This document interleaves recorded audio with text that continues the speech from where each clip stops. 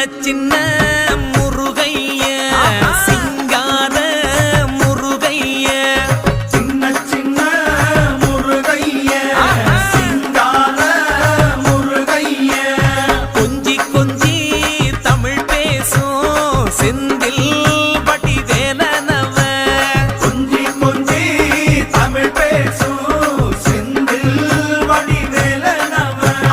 சின்ன சின்ன முருகைய சிங்கார